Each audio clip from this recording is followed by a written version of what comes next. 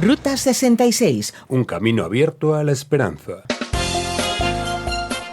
¿A qué es curioso? Mucha gente cree que solo es un problema de verdad cuando alguien empieza a fumar, beber, robar o incluso matar, disparar a la cabeza de otra persona o usar drogas. Eso sí es muy grave, piensa la gente.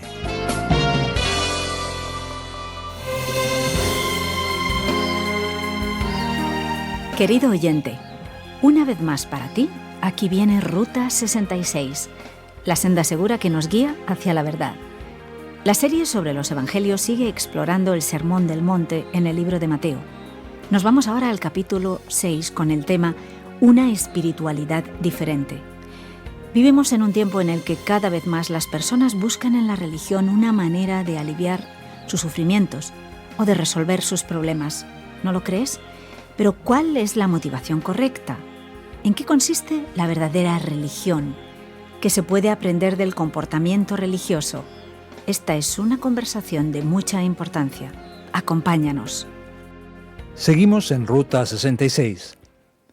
Estamos estudiando el Evangelio de Mateo. Hoy abordaremos el capítulo 6 y nuestro tema será una espiritualidad diferente.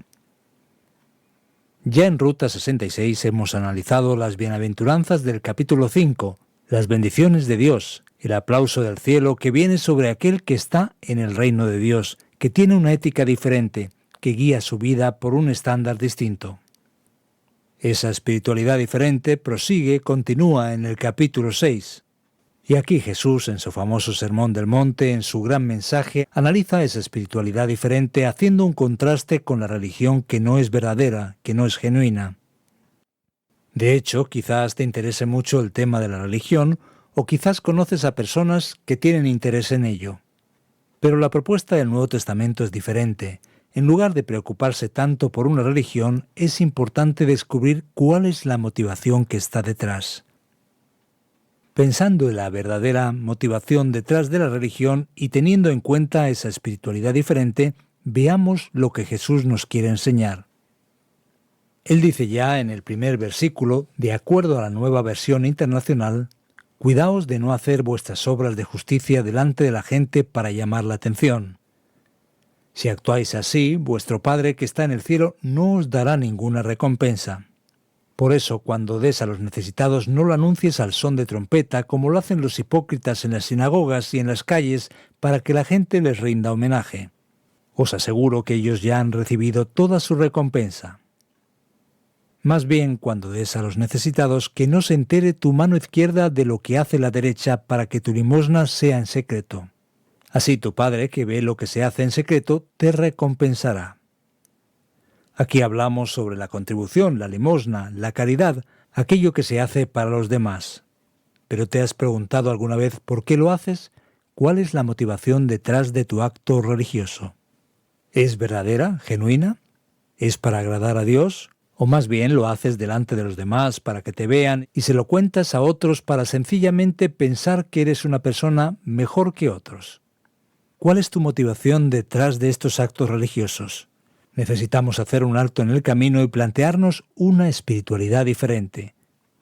Jesús prosigue diciendo, «Cuando oréis, no seáis como los hipócritas, porque a ellos les encanta orar en pie en las sinagogas y en las esquinas de las plazas para que la gente los vea. Os aseguro que ya han obtenido toda su recompensa. Pero tú, cuando te pongas a orar, entra en tu cuarto, cierra la puerta y ora a tu Padre que está en lo secreto. Así tu Padre, que ve lo que se hace en secreto, te recompensará. Y al orar, no habléis solo por hablar como hacen los gentiles, porque ellos se imaginan que serán escuchados por sus muchas palabras.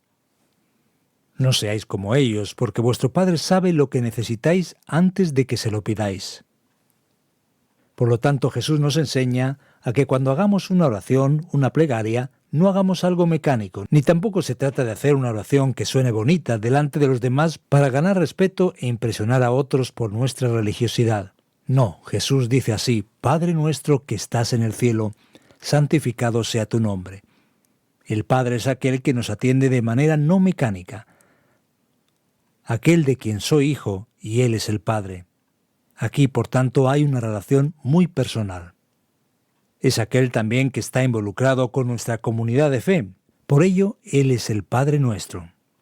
Es también aquel que está en los cielos. El deseo del corazón del que ora de verdad es que su nombre sea santificado y que su reino venga, porque la gran felicidad solo existirá cuando la voluntad de Dios sea hecha en el cielo y en la tierra. Esta voluntad de Dios se hace en el cielo y el deseo es que se haga aquí, porque de esa forma habrá paz, alegría y gozo. Danos hoy nuestro pan cotidiano, continúa.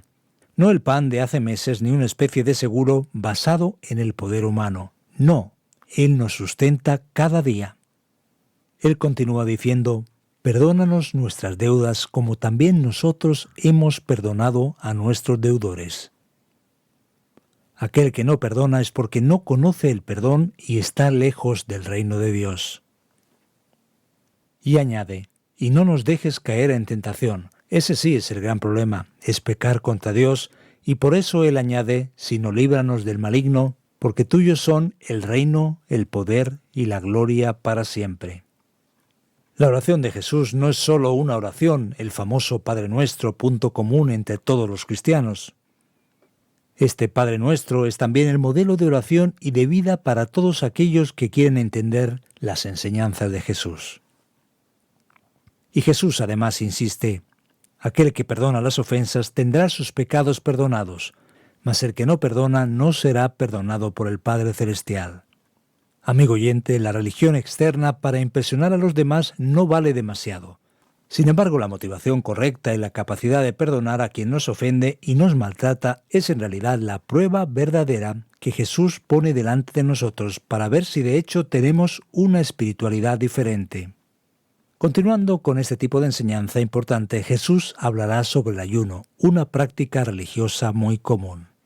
En el versículo 16 dice, «Cuando ayunéis, no pongáis cara triste, como hacen los hipócritas, que demudan sus rostros para mostrar que están ayunando.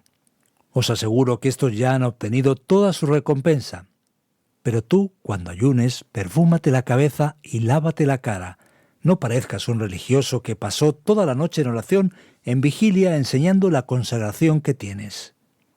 Eso está muy lejos de aquello que Jesús nos enseña. Dice así, para que no sea evidente ante los demás que estás ayunando, sino solo ante tu Padre que está en lo secreto, y tu Padre que ve lo que se hace en secreto te recompensará. Detrás de tu religiosidad, ¿cuál es tu motivación, querido oyente? Y continuando con este razonamiento, seguramente te has dado cuenta de que mucha gente religiosa habla mucho y tiene mucha labia, pero hacen poco. Entonces, en realidad, ¿cómo sabes si de hecho la persona es sincera? ¿Cuál es su motivación? ¿Sabes cómo? Viendo cómo lidia con sus asuntos materiales, económicos, del día a día. Así es como enseña su verdadera confianza en Dios. Por eso, para aplicarnos el test a nosotros, si nuestra espiritualidad es de hecho diferente, observa lo que Jesús dice aquí en el versículo 19. No acumuléis para vosotros tesoros en la tierra donde la polilla y el óxido destruyen y donde los ladrones se meten a robar. Más bien acumulad tesoros en el cielo donde ni la polilla ni el óxido carcomen, ni los ladrones se meten a robar. Porque donde esté tu tesoro, allí estará también tu corazón. ¿Crees de verdad en Dios? ¿Él es tu prioridad número 1? ¿De verdad te conmueven las cosas del reino? ¿Realmente te importan los tesoros del cielo? A ver, preguntémonos, ¿en qué medida las riquezas pasajeras de este mundo, que serán corroídas por la polilla y el óxido, dominan tu vida y tu corazón? Jesús deja muy claro que eso no puede ser así. De hecho, Él dice que nadie puede servir a dos señores, pues menospreciará a uno y amará al otro, o querrá mucho a uno y despreciará al otro. No se puede servir a la vez a Dios y a las riquezas. Jesús prosigue y nos dirá algo más en el versículo 25. Por eso os digo, no os preocupéis por vuestra vida, qué comeréis o beberéis, ni por vuestro cuerpo, cómo os vestiréis. Tú que te preocupas comiéndote las uñas, con dolor de estómago, con la cabeza dando vueltas absolutamente abrumado, cálmate, ve despacio. Porque preocuparte no sirve para nada. ¿No tiene la vida más valor que la comida y el cuerpo más que la ropa?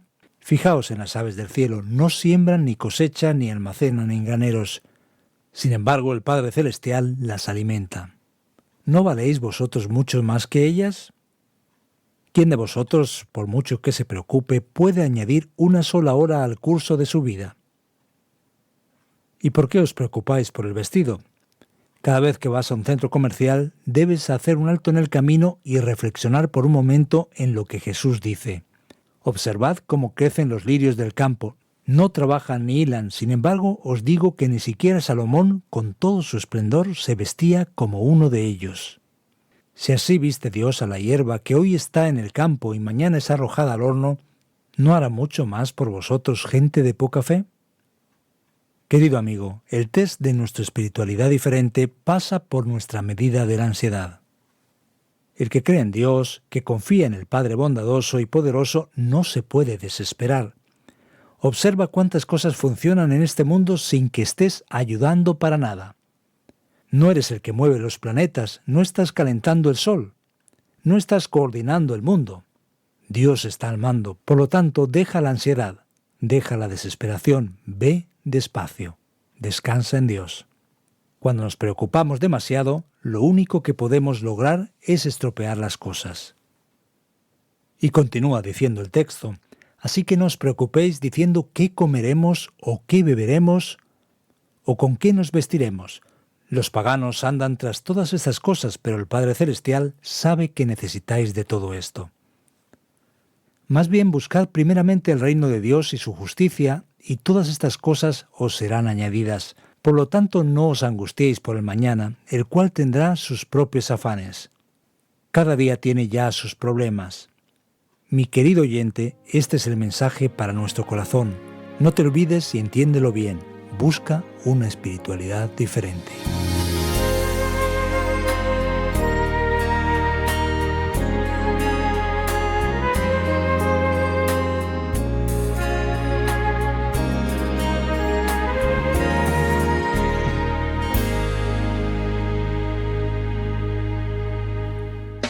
Viaja por la Ruta 66, un trayecto emocionante en el que descubrimos las verdades de la palabra de Dios. Ruta 66, un camino abierto a la esperanza.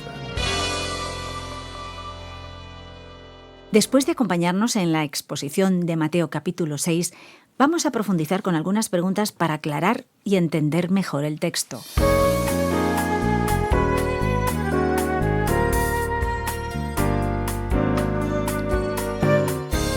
Cuando Jesús critica la postura religiosa, ¿por qué hace una referencia a la sinagoga aquí en el capítulo 6? A primera vista, alguien puede haber pensado así. Vaya, ¿será que a Jesús no le gustaban los judíos? Él está criticando la sinagoga. ¿Será que hay algún problema en ello? Claro que no. Eso no tiene sentido porque el propio Jesús es judío y sus discípulos también. Entonces, ¿cuál es el problema? El problema no está ni en los judíos ni en la sinagoga. Él usó la palabra sinagoga porque estaba en un contexto judío. Jesús no podría decir iglesia, por ejemplo, porque no existían iglesias como tal en aquel tiempo. La casa común que todo el mundo conocía era la sinagoga. Él está criticando la religiosidad aparente, superficial e hipócrita que existía en el contexto judío y que seguramente existe en otros grupos religiosos de todo el mundo, inclusive dentro de la propia cristiandad. Por tanto, es importante entender de hecho lo que Jesús está queriendo decir aquí. Pues bien, en cuanto a cómo Jesús nos enseña la oración del Padre Nuestro, ¿debemos usarla orando la oración tal como Él nos la enseñó? Es que no tiene mucho sentido. Justo antes Él hace una crítica a las vanas repeticiones. ¿Cómo se combina una cosa con la otra? Bueno, vayamos despacio aquí, observando el texto con cuidado para que no nos repitamos ni nos liemos con la respuesta. Observa, Jesús criticó aquello que estaba mal en el contexto judío y ahora Él gira su atención hacia el contexto no judío, el contexto pagano de los gentiles. ¿Qué ocurría en el paganismo? Las personas empezaban a entrar en trance y hacían sus rezos, plegarias y oraciones. El hecho es que ellos se ponían a repetir palabras y expresiones con la intención de agradar a una determinada divinidad. Jesús dijo que ese no era el camino que Él estaba enseñando. El tema no se acaba aquí. Entonces la pregunta es, ¿cuando oramos, no debemos repetir el Padre Nuestro como parte de nuestras oraciones? Depende. El problema no es la repetición en sí misma, sino cuando la repetición es vana y vacía. Cuando oramos o hacemos un rezo o plegaria y repetimos muchas cosas sin pensar en lo que estamos haciendo, solamente repitiendo con nuestros labios una cosa aprendida, eso realmente no tiene sentido. De hecho, existen muchas personas en el contexto cristiano, tanto en las tradiciones ligadas al catolicismo como al protestantismo y también la tradición ortodoxa, que hacen sus plegarias con atención y sentido común, mientras otros muchos repiten palabras sin ni siquiera pensar en lo que están diciendo. Si alguien actúa así, está haciendo algo distinto a lo que Jesús enseñó. Ya terminado el asunto de la oración, Jesús cita el perdón. ¿Por qué la negación del perdón es tratada de forma tan seria por Jesús? ¿A qué es interesante, verdad? Es que mucha gente piensa que lo malo de verdad es fumar, beber, robar, matar, disparar a la cabeza de otra persona o incluso usar drogas. Todo eso también es grave, por supuesto, pero Jesús nos va a mostrar que el problema más serio es negar el perdón. ¿Por qué? Porque en realidad, hablando claramente, todos estamos enfermos, todos somos pecadores, todo el mundo tiene una necesidad, todos necesitamos un remedio. ¿Y qué tiene que ver esto con la negación del perdón? Pues se trata de la negación del remedio, de la medicina que todos necesitamos. La única cosa que nosotros tenemos para ofrecer a Dios son nuestros pecados. Él ofrece su perdón y nos perdona totalmente. Así que si recibimos el perdón gratis, ¿cómo nos atrevemos a negar el perdón a quien nos hace daño y a quien nos ofende? Es una señal de que no hemos entendido nada, ni hemos empezado a darnos cuenta de lo que Jesús vino a enseñar. Por lo tanto, la negación del perdón es garantía de condenación. Ahora una explicación un poco más detallada aquí, porque da la impresión que juntar riquezas es pecado. ¿Es eso realmente lo que Jesús quería enseñar? A ver, la pregunta aquí es un poquito más complicada. ¿Qué es lo que el texto está intentando decir? Que no debemos juntar riquezas, acumular tesoros en la tierra, sino tesoros en el cielo. Jesús no está sugiriendo que haya problema alguno con las riquezas y con el dinero. El problema está en la relación que nuestro corazón tiene con el dinero. Por ejemplo, cuando una persona trabaja y tiene resultados de su esfuerzo y es libre del poder del dinero sobre su vida, ella puede ser una bendición inclusive en el reino de Dios. Pero cuando la palabra de Dios habla de acumular, de atesorar bienes materiales, está sugiriendo que la persona tiene su corazón en ello. La persona piensa que cuanto más dinero adquiera, más felicidad y bienestar tendrá. Piensa que estará por encima de los demás y tendrá todo el control y el poder total. Esa actitud es pecaminosa y está apartada de todo lo que Jesús nos enseña. Por eso la clave para entender todo esto es la siguiente. Nadie puede servir a dos señores. La pregunta para nosotros sobre los bienes materiales es la siguiente. ¿Ellos nos bendicen, nos ayudan, nos sirven en la vida? ¿O será que estamos sirviendo a los bienes y a las cosas materiales? Hay gente que corre tanto detrás del dinero que nunca tiene tiempo en toda su vida ni aún de disfrutar aquello que conquistó. Es algo desequilibrado y lejos de la actitud que Jesús nos quiere enseñar. Por lo tanto, si el corazón se apega a lo material y nos convertimos en esclavos de las riquezas y el dinero, seguramente estamos en pecado. Continuemos abordando el tema de los bienes materiales y el reino de Dios. Así que, ¿quiere decir que no necesitamos preocuparnos por nada? ¿Basta tan solo con buscar el reino de Dios y los bienes materiales vendrán automáticamente? ¿Caen del cielo, así como por magia? Ya ves, a veces leemos ese texto y pensamos, ¿caerán las cosas del cielo? ¿Podemos quedarnos tranquilos, acostados bajo la sombrilla y tomando una bebida refrescante, esperando que lleguen las cosas? ¿Es eso lo que Jesús está enseñando?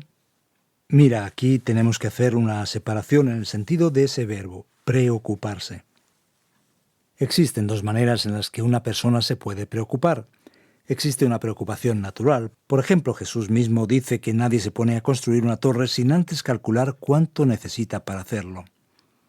Nadie sale a la guerra sin saber el tamaño de su ejército y el del enemigo. Así que todo el mundo necesita un mínimo de planificación en la vida. No es posible que la persona no sepa nada de lo que le ocurrirá el día siguiente. Esa no es la cuestión. Todos debemos estar organizados hasta cierto punto. Necesitamos tener algo de planificación. La Biblia lo valora. De hecho, el libro de Proverbios lo dice: critica al perezoso, critica al necio, a la persona que no se preocupa por nada.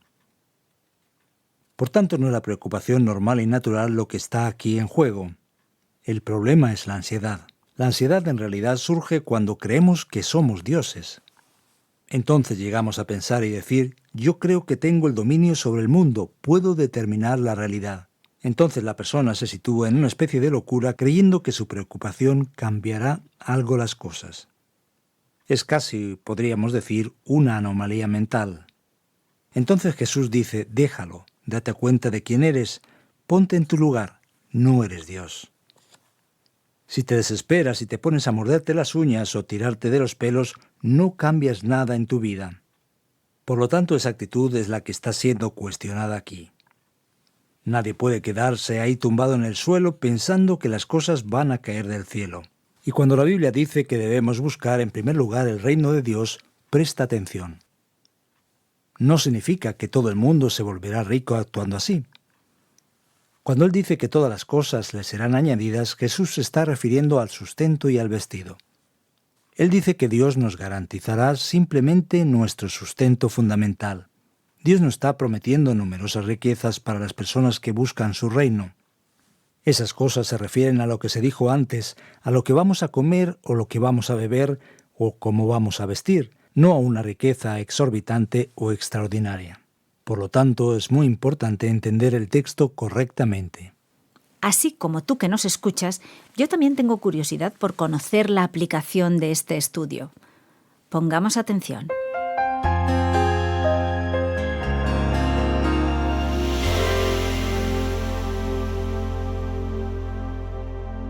En Ruta 66, hoy has viajado con nosotros por Mateo capítulo 6. Sí, estamos descubriendo hoy juntos en este viaje en qué consiste precisamente una espiritualidad diferente. Has visto muy bien cómo Jesús pone en cuestión la falsa y aparente religiosidad de sus días y cómo trajo una propuesta diferente, una visión absolutamente peculiar que enseña lo que está detrás de la religión. Él destacó cuál es la verdadera motivación, lo que realmente nos mueve y remueve nuestro corazón. Y cuando pensamos sobre esas cuestiones, seguramente tenemos que poner atención a la práctica, a nuestra aplicación. Al pensar en un comportamiento muy religioso y en una aparente espiritualidad, lo que realmente importa es lo siguiente: ¿es Dios tu prioridad? ¿Es la mía? ¿Es la nuestra?